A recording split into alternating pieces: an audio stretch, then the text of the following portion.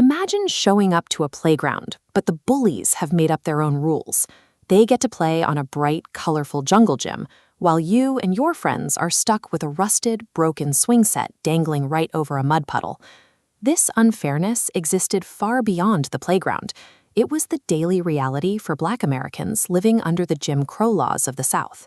Local governments forced Black citizens to use facilities that were intentionally kept in poor condition compared to those for white citizens. The system relied on a specific phrase to keep this going: separate but equal. Since an 1896 court ruling, the law said it was okay to keep people apart, as long as both sides had the same resources. But in the real world, those resources were never actually the same. Because the people in power were protecting these bullies, fighting back required a different kind of weapon. Someone had to pick up the National Rule Book, the United States Constitution, and find a way to use the law to corner the people in charge. That person was Charles Hamilton Houston. In 1935, he left his job as the dean of Howard University Law School to become the first full-time legal counsel for the NAACP in 20 years. Houston told his students that a lawyer should be a social engineer. He believed that if you had the skills to understand the law, you had a duty to use them to build a more just society. To prove the system was lying, Houston needed evidence that no one could argue with. He traveled across the South with a movie camera, filming the actual conditions of Black schools and white schools, county by county. His footage showed the truth. While white students had brick buildings and basketball courts, Black children were crammed onto benches in shacks with cracked walls. It was a visual essay in inequality. These films proved that separate was never equal. With this foundation of proof, Houston was ready to launch a legal attack that the system wouldn't be able to ignore. If the elementary schools were in such terrible shape, you might wonder why Houston didn't just sue them first to get them fixed. He knew small schools were easy to fake with a few used desks and a bucket of paint, so Houston aimed for the most expensive targets instead: state-run law schools. These required massive libraries and highly paid professors that a state couldn't fake overnight. In 1936, Lloyd Gaines was denied entry to the University of Missouri's law school because he was Black. Houston argued the state had two choices: admit Gaines or spend millions building a second identical law school just for him.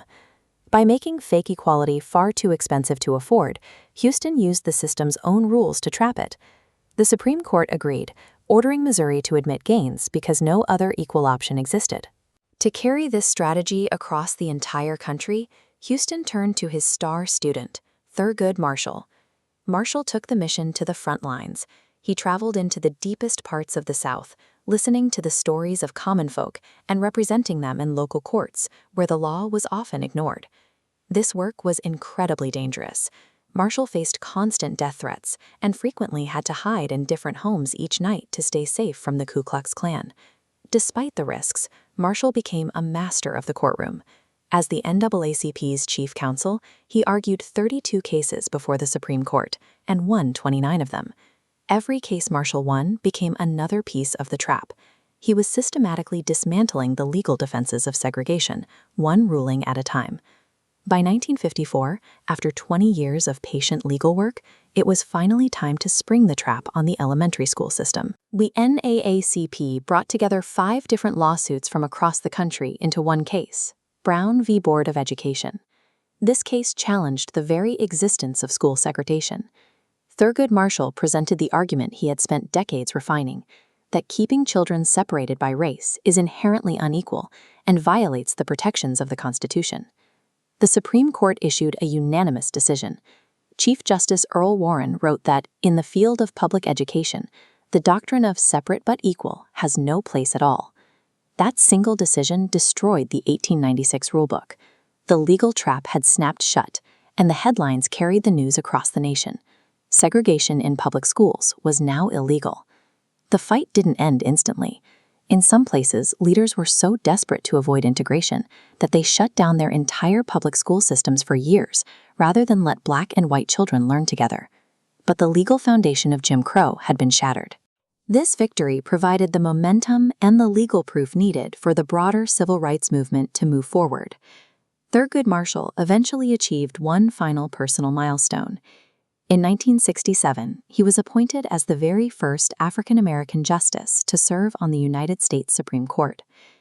The 20-year strategy of Houston and Marshall proves that with education, patience, and a clear plan, anyone can use the rules of the system to change the world for the better.